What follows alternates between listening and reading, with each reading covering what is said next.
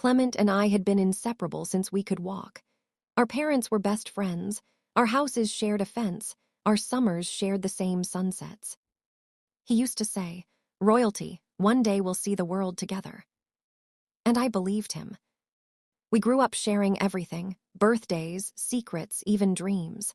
By the time we turned 18, friendship turned into love, or so I thought. Clement wasn't perfect. He had a temper when things didn't go his way, but I chalked it up to stress, to ambition. I loved his drive, it mirrored mine. When he surprised me with cruise tickets for our 21st birthdays, it felt like destiny unfolding. "Just the two of us," he said, eyes gleaming. "The trip we've always talked about." I didn't know that would be the trip that changed everything. As the ship pulled away from shore, I leaned on the railing, smiling into the wind. He stood beside me, but something in his eyes had shifted. He wasn't looking at the ocean. He was looking at someone else. Her name was Sophia. And in that instant, though I didn't yet know it, my fairy tale was already beginning to crack. Sophia was everything Clement loved to brag about: beautiful, loud, the kind of woman who could turn a quiet dinner into a spectacle. We met her on the second night of the cruise, or rather, he did. She spilled her drink near our table, laughed, and somehow ended up joining our dinner. "You two are adorable," she said sweetly, eyes never leaving him. Clement grinned. "We've known each other forever." "Forever," she teased. "That sounds like a challenge." Something about her tone made my stomach twist. For the rest of the evening, she monopolized the conversation. He didn't stop her. In fact, he seemed entertained. When I finally said, "I'm heading to bed," he barely looked up from his glass. "Go ahead," he said lightly. "I'll catch up." I waited in our cabin until past midnight. He didn't come back until nearly dawn, reeking of champagne and cologne that wasn't mine. When I asked where he'd been, he just shrugged. "Relax, royalty. You're always so intense." That word, intense, cut deeper than it should have. Because I could feel it. Something was shifting, and Sophia was the storm. The next morning, he acted like nothing had happened. "Come on, let's get breakfast," he said, kissing my forehead casually. But I noticed how his eyes drifted every time we walked through the dining hall, searching.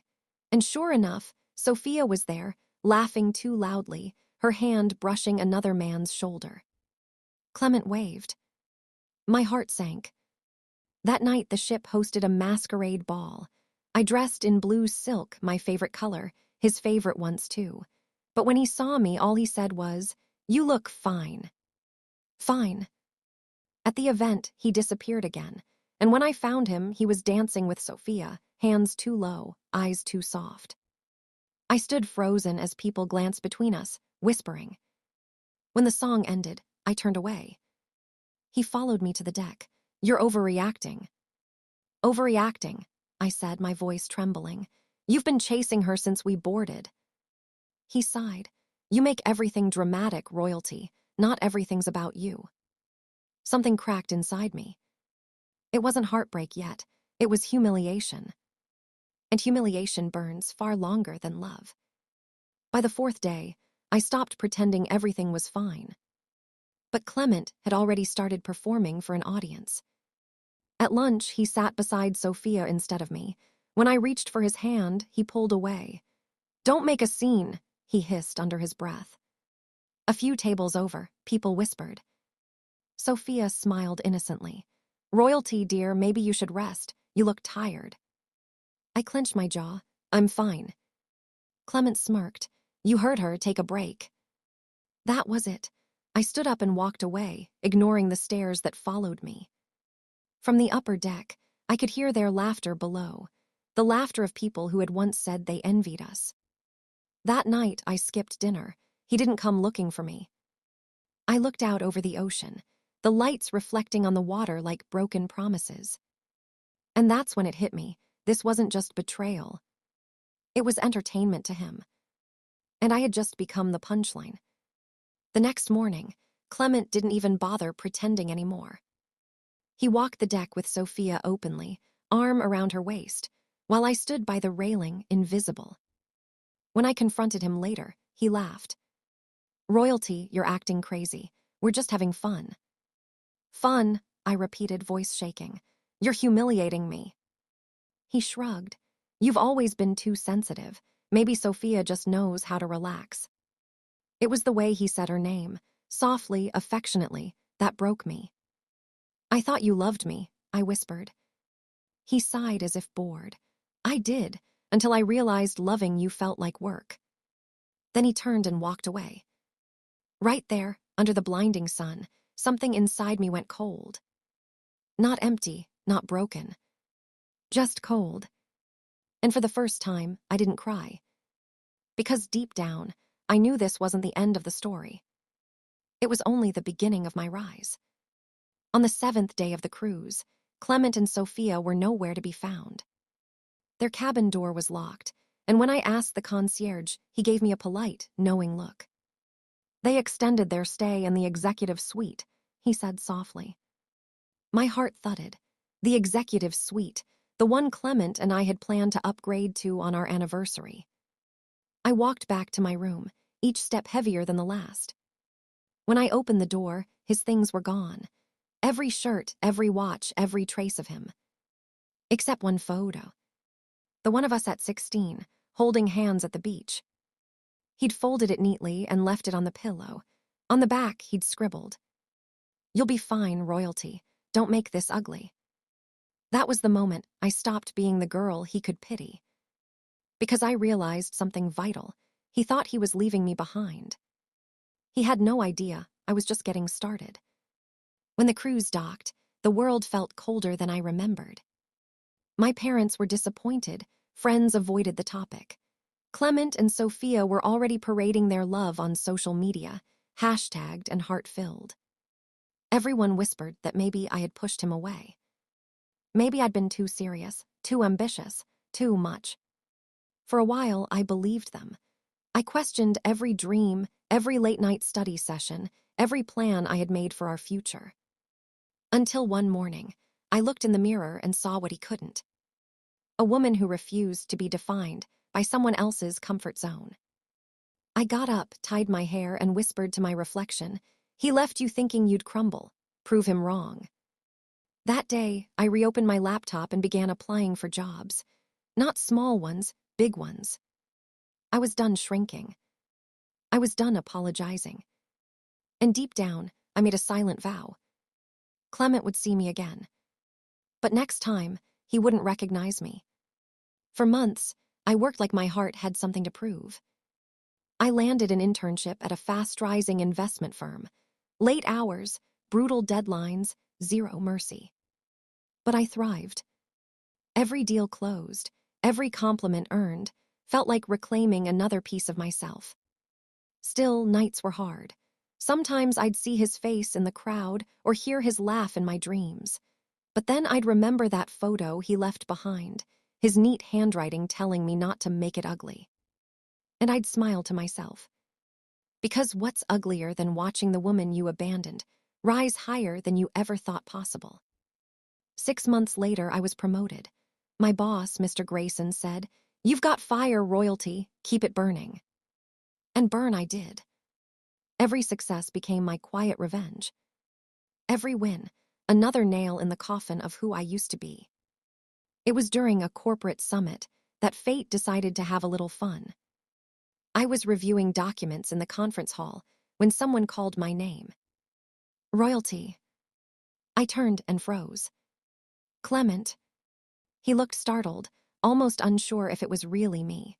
Sophia was with him, her hand looped possessively through his arm. "Wow," he said finally, "you've changed." "People do that," I replied smoothly. "Some evolve, some don't." Sophia's smile faltered. Clement forced a laugh. "Still dramatic, I see." "Still predictable," I shot back. He blinked. "So, you work here." "I don't work here," I corrected. "I lead the partnership division that's acquiring your company." Their faces drained of color. I didn't wait for a response. I walked away, heels clicking like a countdown. And for the first time in a long while, my heart felt satisfied. But the story wasn't over yet. No, it was just about to get interesting. That night, after the summit, I attended a networking gala. That's where I met him. Sweden Lancaster, the youngest billionaire in town, the one every magazine called the man who redefined wealth. He approached me first. "You're royalty, right? The one who handled the Lancaster merger proposal." I nodded, caught off guard. He smiled, a slow, confident smile. "You're impressive. Most people twice your age couldn't handle that level of negotiation." Something about his tone disarmed me. He didn't see a woman scorned. He saw a force. We talked business for hours, and for the first time, someone actually listened when I spoke. Before he left, he said, "I'd like you on my team, royalty. People like you don't just work, they conquer." His words replayed in my mind the whole night. Clement had once told me I was too ambitious. Sweden called that same fire my superpower. And in that contrast, I realized what real partnership looked like. But life was about to bring Clement back into my orbit, in ways neither of us could predict. Sweden didn't waste time. 2 weeks after the gala, I got the call. "Royalty, join Lancaster Holdings. I want you leading acquisitions under me directly." It didn't feel real. I'd gone from being abandoned on a cruise ship to being handpicked by one of the most powerful men in the country. I said yes, of course I did. The first few months were intense, late meetings, strategy dinners, global deals, but Sweden was different. He didn't talk down to me, he pushed me, challenged me. And slowly, something shifted. I stopped thinking of Clement as the center of my story. Because for the first time, I wasn't surviving in spite of someone. I was succeeding because of me. But fate wasn't done with its games. During a quarterly board review, Sweden mentioned, "We're planning to merge with a mid-tier firm, Adams & Co." I froze. That was Clement's company. He didn't know it yet, but he was about to walk right back into my world. On my terms. The first day of the merger talks, Clement strutted into the Lancaster boardroom, Sophia right beside him in her sharp red dress. He looked confident until he saw me at the head of the table. His smirk faltered. "Royalty," he said, half laughing. "You're running this." I smiled, polite but cold. "Nice to see you again, Clement. Let's get started, shall we?" Throughout the meeting, he tried to interrupt, tried to reclaim the spotlight, but Sweden's respect for me silenced every attempt. "Let her speak, Mr. Adams," Sweden said evenly. "She's the reason your company's even on our radar." I didn't need to gloat. My calm was louder than his arrogance. By the end, Clement's hand was trembling as he signed the partnership draft. When the meeting ended, Sophia leaned close and whispered, "He didn't tell me you were this royalty." I met her eyes and smiled faintly. "Now you know." That night, I didn't celebrate with champagne. I celebrated with silence, the sweet, satisfying kind that only comes from poetic justice. It didn't take long for the whispers to start. People in the office noticed how Sweden trusted me, how I was rising faster than anyone before me. Sweden's protege, they called me. Some said it with admiration. Others, like Sophia, said it with jealousy. She started working in the same firm under the merger, assistant to one of the directors. I could feel her eyes on me during meetings. Once, she tried to corner me in the hallway. "You think you've won, don't you?" she hissed. I smiled coolly. "One, oh no, Sophia, I'm just getting warmed up." Word spread that Clement was struggling under the pressure. The merger required performance reviews, and his department wasn't meeting targets. The man who once mocked my ambition was now drowning under mine. But instead of feeling pity, I felt peace. Because revenge wasn't about shouting or breaking things. It was about rebuilding yourself so beautifully that the people who broke you can't stand the sight of the Lancaster annual gala was the event of the year. Clement and Sophia arrived in glittering attire, clearly trying to impress. But when Sweden entered with me on his arm, the room shifted. Reporters swarmed us, cameras flashed, and someone whispered, "That's royalty, the new powerhouse at Lancaster." Clement's face, was a perfect blend of shock and bitterness. He tried to approach during dinner. "Royalty, can we talk?" I didn't even look up. "This isn't the place, Clement, nor the time." "Please," he said, desperate now. "I made a mistake." I met his eyes finally. "Yes, you did, but not the one you think." Sweden returned then, slipping his hand around my waist protectively. Clement stepped back, his pride visibly crumbling. In that moment, I realized I didn't need to humiliate him. Life was already doing that for me. And oh, it was only getting started. The following months tested me. Sweden trusted me with $1 billion expansion project, one that could cement my legacy or destroy my career. Clement, now working under me indirectly, kept trying to prove himself. He stayed late, sent long reports, tried to regain relevance. But it was too late. The balance had shifted. Once I overheard Sophia scolding him in the corridor. "You left her for me, and now she's your boss. How pathetic does that make you look?" He stormed off, but I caught the look in his eyes when he passed me. A mix of regret, shame, and the tiniest hint of admiration. That night, Sweden called me into his office. "You've got the makings of a CEO, Royalty," he said softly. "You just need to decide, are you still chasing closure, or are you ready to claim your crown?" I smiled faintly, maybe both. Because this story wasn't about revenge anymore. It was about redemption. But first, Clement had one more lesson to learn.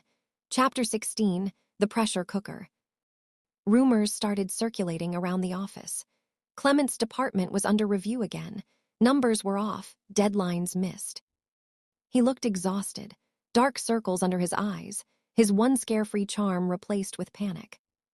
During a board session, Sweden turned to me and asked, "Royalty, can you oversee the restructuring of the Adams division?" The air froze. That was his department. I met Clement's gaze across the table. "Of course," I replied calmly. When the meeting ended, he approached me, desperate. "Royalty, please don't do this." "Do what?" I asked softly. "My job." He ran a hand through his hair. "You don't understand. I've got too much at stake." I tilted my head. "So did I, Clement. The difference is I didn't quit when it got hard." He looked at me like he wanted to say more, but I walked away before he could. For the first time, I felt it fully. The power he once used to belittle me now rested entirely in my hands. Sophia had started dressing down at work. Her confidence, the smug energy that once made her glow, was gone. I caught her in the restroom one afternoon, wiping tears. When she saw me, she straightened up quickly. "Don't look so smug," she muttered. "I'm not," I said calmly. "I'm just observing." Her voice broke. "You think you won, don't you? You took my man, my peace." I cut her off gently. "No, Sophia, you took him. I simply gave him back." She glared, but her reflection betrayed her. Tired, fatting, and deeply unsure. Later that week, I overheard an argument between her and Clement in the parking lot. "You ruined everything," she shouted. "You can't even keep a job without her shadow haunting you." He slammed the car door and drove off, leaving her standing there alone. I should have felt pity, but all I felt was closure. Because sometimes revenge doesn't require action. It only needs time and truth. That evening, Sweden called me into his office. He looked serious. "Clement came to see me today." My stomach tightened. What did he want? "He asked me to remove you from overseeing his division. Claimed you had a personal vendetta." I raised an eyebrow. "And what did you say?" Sweden smiled faintly. "I told him the truth. People who can't handle strong women shouldn't be in leadership." I couldn't help it, I laughed. "You really said that?" "I did," he said, standing. "But Royalty, be careful, he's spiraling. And people like that make unpredictable choices." I nodded. "Let him spiral. I'm done protecting him from consequences." But that night, as I lay awake, I realized something. I didn't want revenge anymore. I wanted evolution. Yet somehow, life had one more twist to throw at me, one that would test just how far I'd come. 3 weeks later, an internal audit exposed irregularities in Clement's accounts. Nothing illegal, but sloppy enough to get attention. He was summoned to the board for questioning, and I had to be there as part of oversight. Watching him across that polished conference table felt surreal. This was the same man who once mocked my spreadsheets and called my dreams overreactions. Now, he was struggling to defend his own numbers. When the meeting ended, he approached me in the hallway, his voice low. "Was this your doing?" I looked him dead in the eye. "No, Clement, that was all you." He sighed, shoulders slumped. "I never thought you'd turn into this." "Neither did I said quietly. "Turns out heartbreak builds better leaders than love ever did." As he walked away, I knew my promotion didn't just make headlines, it made waves. Royalty Adams, the young visionary behind Lancaster's global expansion, the article read. My inbox overflowed with congratulatory messages from executives I'd once admired. But one message stood out. It was from Clement. "Congratulations, you've become everything I said you couldn't." I read it twice, then deleted it without replying. Some apologies are written in silence, not words. A week later, during a press conference, I noticed Sophia in the crowd, no longer dressed like the queen she once pretended to be. Her eyes followed me as cameras flashed, and reporters shouted my name. That's when it hit me. They both built their happiness on my humiliation. And now, every success I achieved became a mirror showing them what they'd lost. That was all the revenge I needed. To live beautifully, loudly, and unapologetically, right in the shadow of their regret. The board announced another restructuring, one that quietly removed Clement from his senior position. He wasn't fired, but relocated to a smaller branch abroad. A demotion wrapped in polite words. Sophia didn't take it well.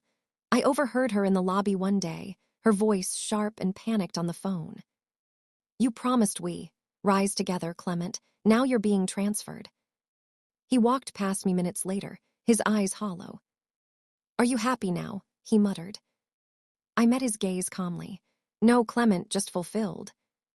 He looked like he wanted to argue, but he didn't. Because deep down he knew. He didn't lose me to another man. He lost me to the woman I became after he left.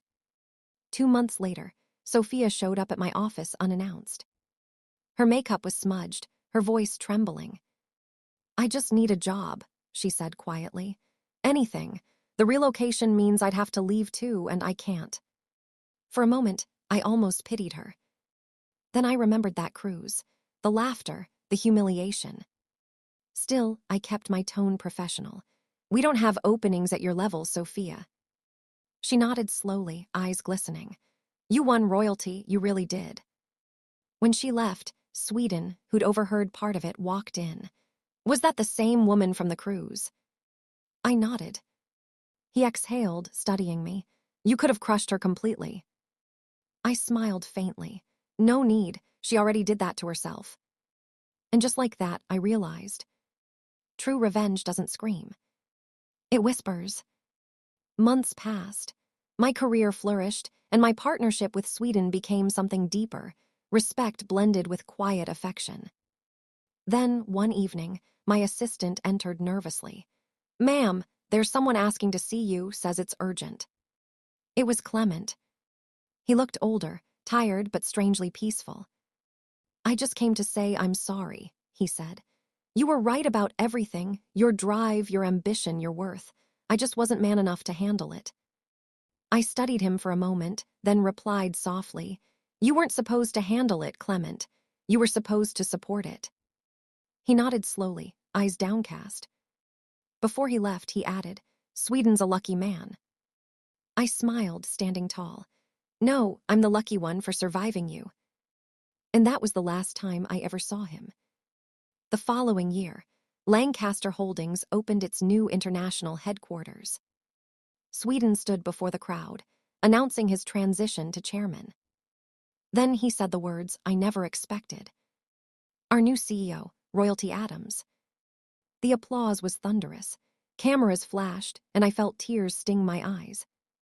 As I stepped onto the stage, I remembered that cruise, the heartbreak, the humiliation, the silence of being left behind. Every ache, every insult, every tear had built the woman standing here now. I took the microphone, smiling. I was once told my ambition was a problem, I began. Turns out it was my purpose. The room erupted in applause. And somewhere, I hoped Clement and Sophia were watching. Not out of spite, but as a reminder. Never underestimate the woman you tried to break, because she might just build an empire with the pieces. The morning after the announcement, I stood before the mirror in my office, floor-to-ceiling glass reflecting the skyline and the woman I had become. CEO, 28 years old. The same girl once left crying on the deck of a cruise ship, now, ran the company that once symbolized her heartbreak. Sweden entered quietly. You look like someone who still can't believe she's won. I smiled. Winning isn't the word, becoming is. He handed me a champagne glass. To becoming, then. As we toasted, I thought of every time I'd been told I was too much. Too bold, too loud, too ambitious.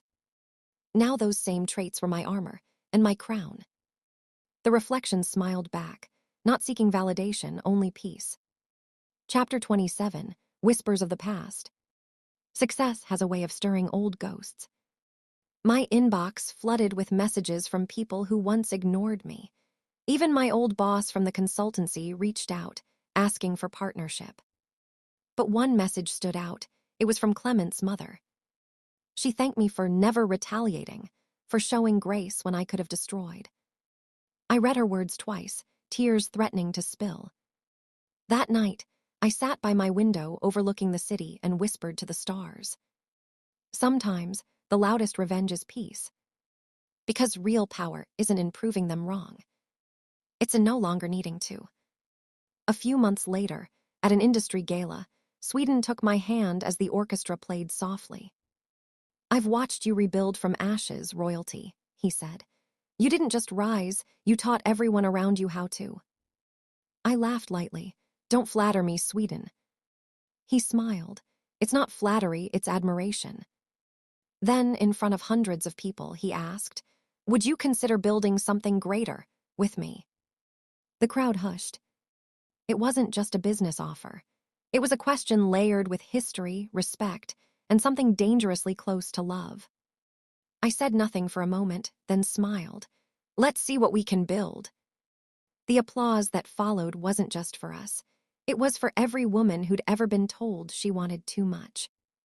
Months later, Lancaster Holdings announced a partnership with a luxury cruise line, our largest deal yet. Irony at its finest. When I boarded that ship for the press tour, I felt time bend. The deck, the view, the scent of salt in the air. Everything was the same, except me. As I addressed the cameras, I said, I once lost everything on a ship like this. Today, I own the deal that keeps it sailing. The crowd cheered, but in my chest there was only peace. Because revenge had never been the destination. Becoming unshakable, that was. Years passed. My empire grew. My name, Royalty Adams, became synonymous with resilience. Sweden and I stood on the balcony of our new headquarters, the city lights glittering like constellations. He asked softly, if you could go back, would you change anything? I thought about Clement, about Sophia, about the girl I used to be. And I smiled. Not a thing, every betrayal was a lesson, every heartbreak a compass. He nodded, slipping his hand into mine. You turned pain into purpose. Below us, the company logo glowed. Raw Lux ENTRPRACS. I whispered to the night, this isn't revenge anymore, it's rebirth. And with that, the chapter closed, not with fury but with grace. Because sometimes the best revenge is living the kind of life they said you never could.